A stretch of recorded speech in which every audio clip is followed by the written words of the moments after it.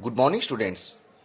We are now in parallel and distributed computer architecture module, and in my previous class I have talked about what is routing. Routing refers to the method of steering the data through network, or it can be defined as the route which must be followed by the data through the network in order to reach the destination. It is implemented using two things, network switching and network routing. Network switching is classified into two factors. One is packet switching, another one is circuit switching. In packet switching, we have seen that the data is divided and then transmitted individually through different route to the destination, and in circuit switching, a link is established between source and destination, and the processor is kept intact during the intercommunication or transmission. Network routing is implemented through permutation, perfect shuffle mechanism, and exchange routing mechanism. In permutation, if there are n number of objects are present, then we can arrange a factorial n connection between them. In perfect shuffle mechanism, we have found that a processor can communicate with other processor. Suppose the initial processor value is 001, so it will connect with the first bit 0 will be the last bit of the destination processor. So 001 will be converted into 0, and 01 is left shuffle. That means it will be connected with 010. That means process P1 will connect with process P2.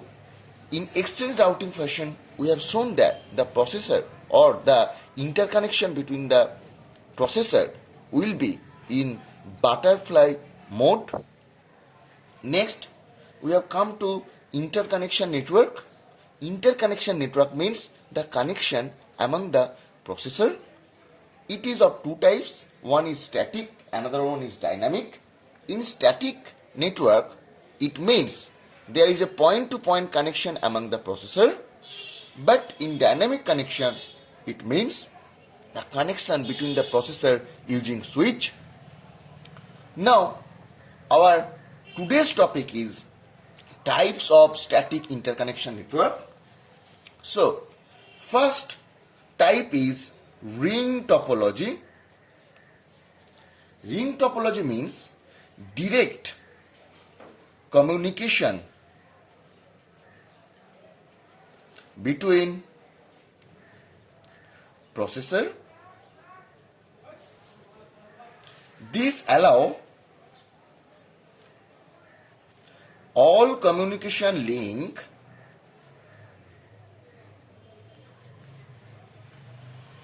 to be active simultaneously. The data may have to travel several processors to reach the destination.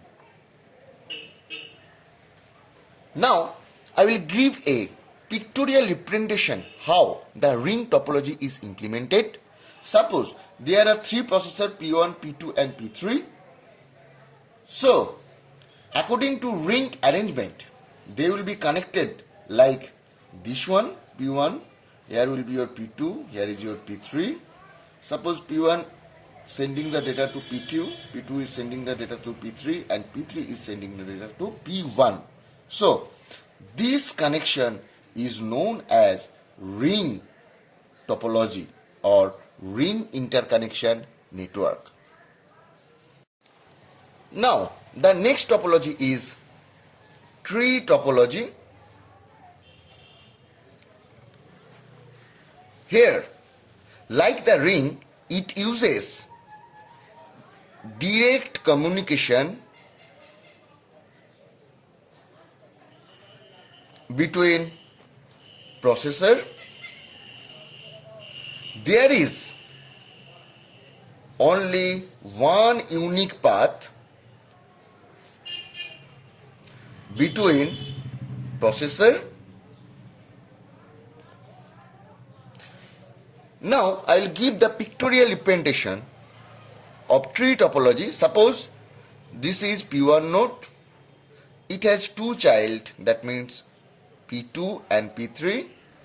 There is a communication. Now P2 has two child. Suppose it is P4 and P5. P3 has two child, P6 and P7.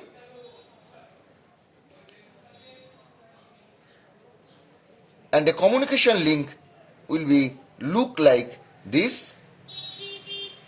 Suppose the diameter of the network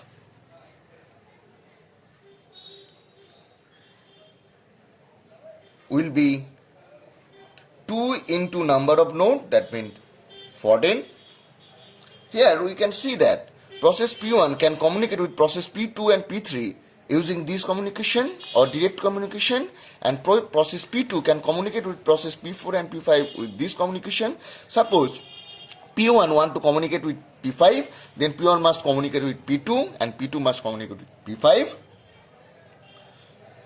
So this is the tree topology. Now this is level 0, this is level 1 and this is level 2. So the number of processor can be calculated from the number of level, and it will be calculated by a formula, that is k to the power level minus 1 or 2 to the power level minus 1. 2 to the power level is here 1, 2 and 3. So 2 to the power 3 minus 1, that means 7.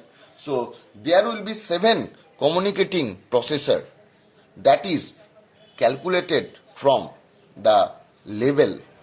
How many level we are using? Here we are using 3 level, that's why 2 to the power 3 minus 1, that means 7. Now the next topology is mesh topology.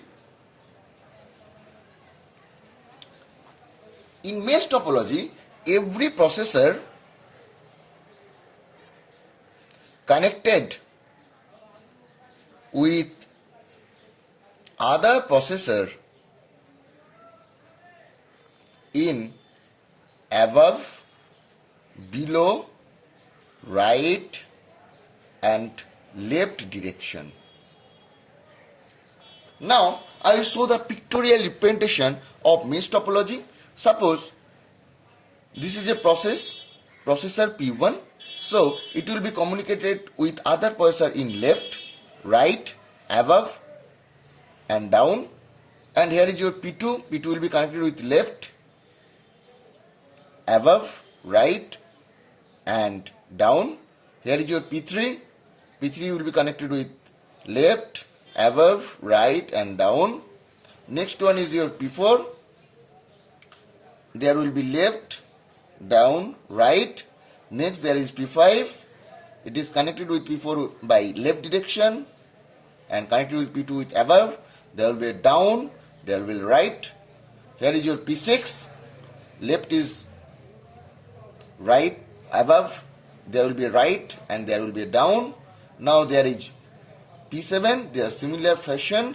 It will go like this way. So this is your mesh topology arrangement. Now we will see the another one, that is your hypercube, or it can be stated as multi-dimensional mesh topology.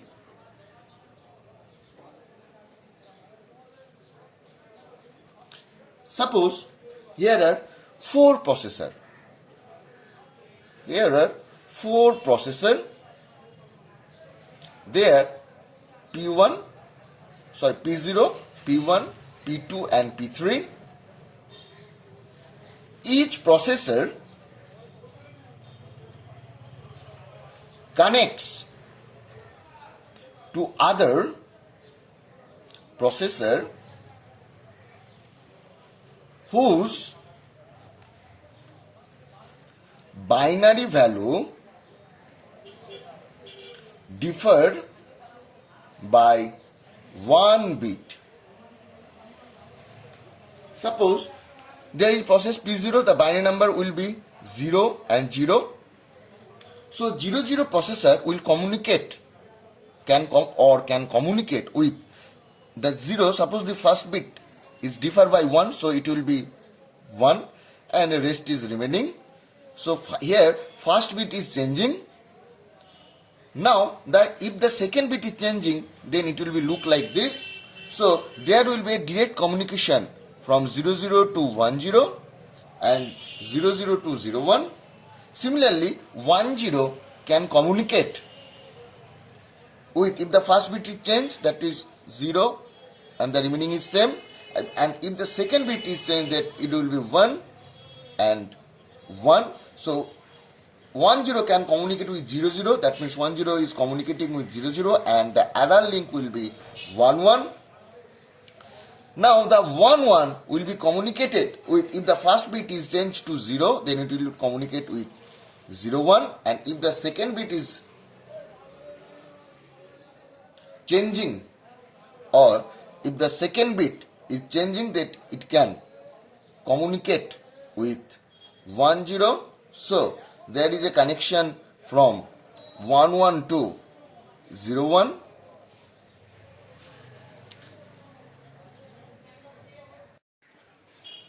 And the 11 to 10 is communication link is shown here. We have seen the hypercube architecture or multi-dimensional mesh topologies for 4 processor. Now we will see if there are 8 processor, so how the hypercube technology or multi-dimensional mesh topology will work. So our next topic is mesh topology using 8 processor. So the first processor is suppose 000. So it can communicate with, if the first bit is changed, so it will 100. If the second bit is changed, it will be 010, and if the third bit is changed, it will be 001. So 000 can communicate with these 4 processor. So hypercube architecture means this can be drawn like this one.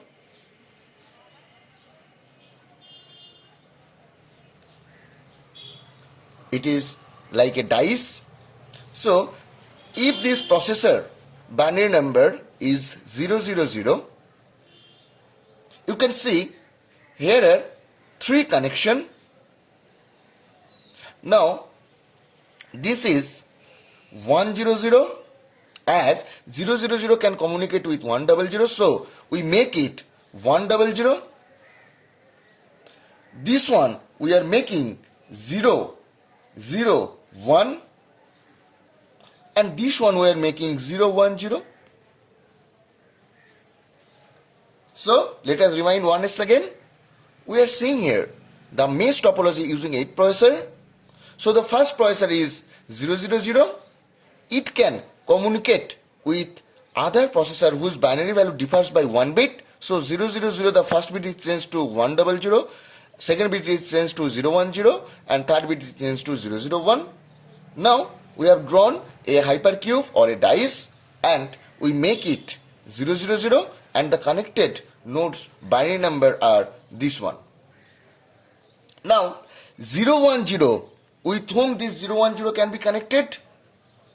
010 can be connected with, if the first bit is changed, so 0 will be 1 and next will be same. If the second bit is changed, it will be 000, and if the third bit is changed, it will be 011. So 010, the first connection will be 110, so we make it 110 as there is a connection. Now the second connection is already published, and the third connection we are making it 011. Now we have to compute the binary number of this number. So we will see 011 with whom this 011 will be connected. So we are 011 will be connected with, if the first bit is changed, so it will be 111. If the second bit is changed, it will be 001. And if the third bit is changed, it will be 010. Now 011 is communicated with 010 and 001. So we are ignoring this, and the rest processor binary number is 111. So we make it 111. Now we will see what is the binary number of this node. So this node is connected with 001. So we will see 001 will be connected with whom? The first bit is changed to 101. The second bit is changed to 011. The third bit is changed to 000. So 001 will be connected is 000. So you are ignoring this. 001 is connected with 011. So you are ignoring this. Now the binary number of this processor will be 101. So this is the hypercube technology or multi-dimensional mesh topology using 8 processor. Now we will see the another thing, that is systolic array. Means it is an arrangement of processor in an array where data flow synchronously across the arrays between the neighbors. So this is an array we are putting here. Processor 1, processor 2, processor 3 and processor 4, and there will be another array we are pushing another 4 processors. So we make it P1, P2, P3, P4, and we are making it as P5, P6, P7, P8. Now there is a connection among the neighbor, so it can be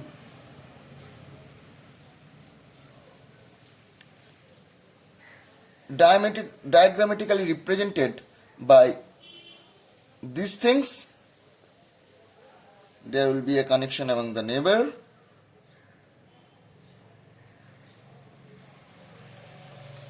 So these are the diagrammatically representation or pictorial representation of systolic arrays.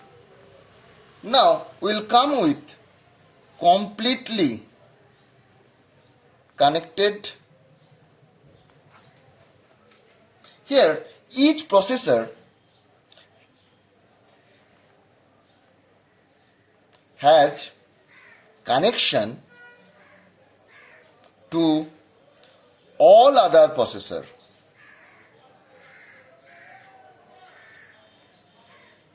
Suppose here are 4 processors, P1, P2, P3 and P4. So P1 will be connected with P2, P4 and P3. P2 will be connected with P1, P4 and P3. P3 is connected with P1, P2 and P4. So this is the example of completely connected. Now the time comes to conclude our today's lecture. We have seen here the different types of static interconnection network. We have seen here ring topology, where the processor will be connected via a ring. Next, the processor will be connected via like a tree structure, that is called a tree static interconnection network. We have seen mesh topology, where the processor will be connected with other by above, down, right and left direction in hypercube Each processor connects to other processor whose binary value differs by 1 bit. In systolic arrays, where the data flows synchronously across the arrays between the neighbor, and in completely connected, we have seen that each processor has every connection to all other processor. And that's all about today's lecture. Good morning, students. In my previous class, I have talked about network routing. Network routing was a method of steering the data through network by which it can reach to the destination,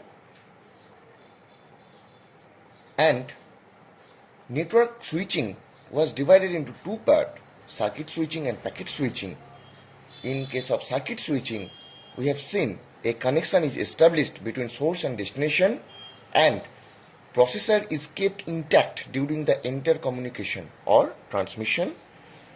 In case of packet switching, the data is divided then transmitted individually through different routes to the destination. Network routing has three parts, or it can be achieved by three mechanisms. Number one is permutation. We have seen in permutation, if there are n number of objects, then we can arrange a factorial n connection between them. In perfect shuffle mechanism, the source processor can communicate with destination processor, where the first bit of binary will be the third bit of the destination processor, and the rest or remaining bits will be left shift. Next, we have seen in exchange routing function, the processor will be connected in butterfly mode. Next, we have seen what is interconnection network. Interconnection network means the connection among the processor. It is of two types, one is static, another one is dynamic. Static means point to point, and dynamic means connection between the processor using switch. We have seen the types of static network. They are ring topology, tree topology, mesh topology, hypercube, systolic, and completely connected. Now, today's topic is dynamic interconnection network. So, today's topic is dynamic interconnection network. We have seen the static network are point-to-point network, but dynamic interconnection network are implemented with switch channel, which are dynamically configured to match communication depend on user program.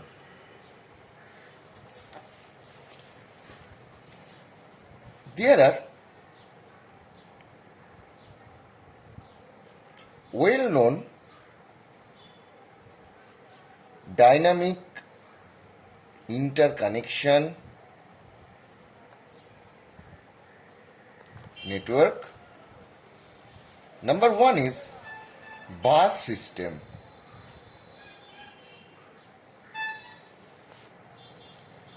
It is a collection of wire for data transfer among processor, memory module, and peripheral devices which are attached to the bus. So, bus is a communication channel, so you can take it as a wire which can communicate. Like here is your CPU, here is your memory, here is your input output device. So this is a bus, and these act as a communication channel among the CPU, processor, memory and input-output device.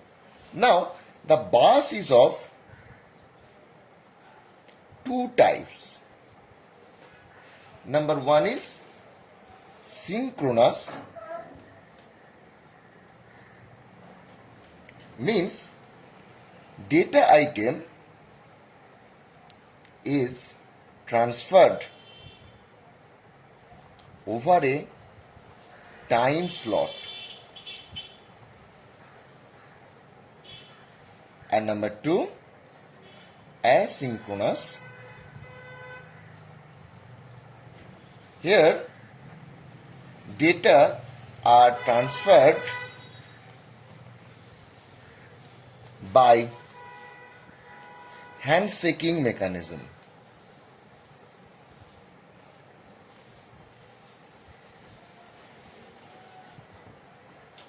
So what is synchronous bus? Data item is transferred over a time slot. That means, suppose CPU will send the data to memory or input-output device at 10 o'clock.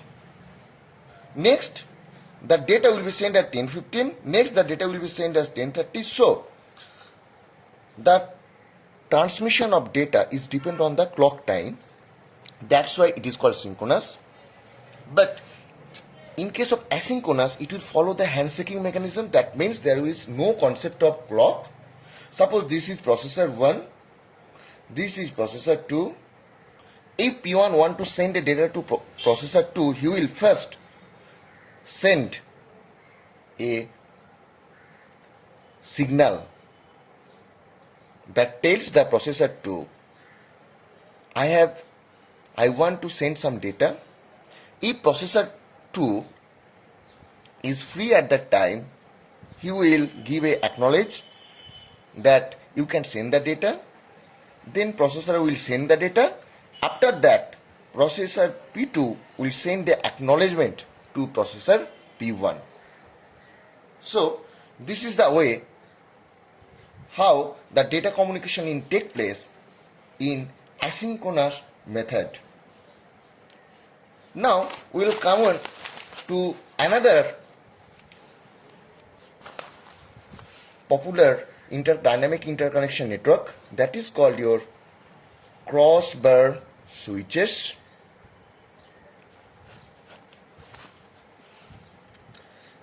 It is correspond to a n into m array semiconductor switches are located at each of the cross point where input output were cross with each other. We can connect an input to output by closing a X point at the intersection of appropriate row and column. So this is your crossbar switches. It is correspond to n into m array. Suppose here is your CPU 0, CPU 1, CPU 2 and CPU 3. There are the 4 CPU, and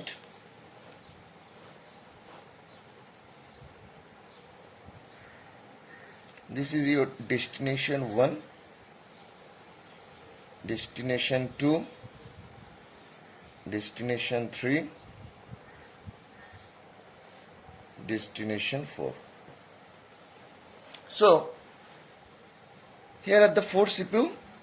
They will communicate with the destination like this fashion, and in the junction there will be a semiconductor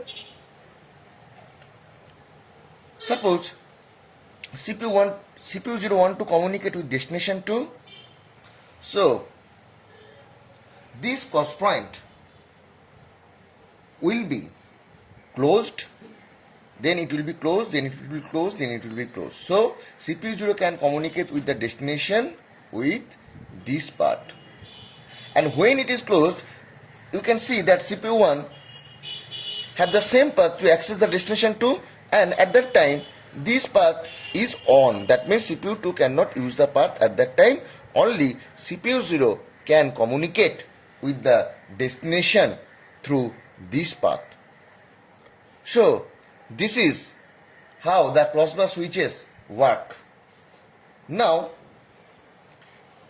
there are another technique that is called your multi-stage interconnection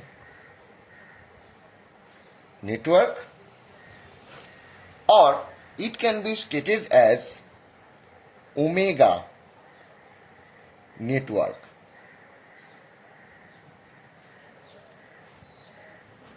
It is a high speed computer network,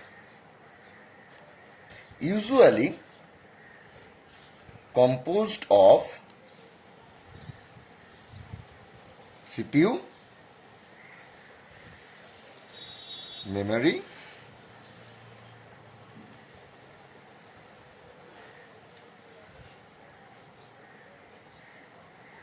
here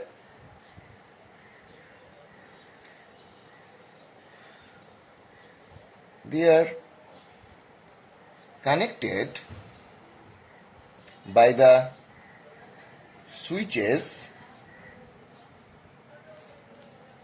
in stages.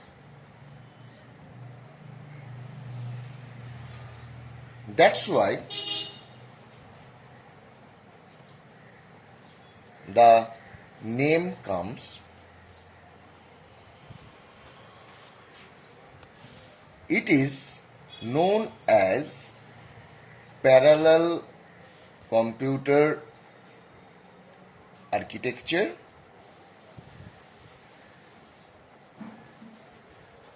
and it is the type of packet switch network.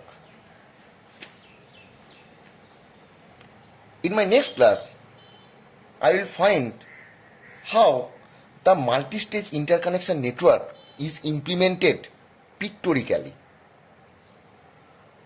The time comes to conclude our today's lecture.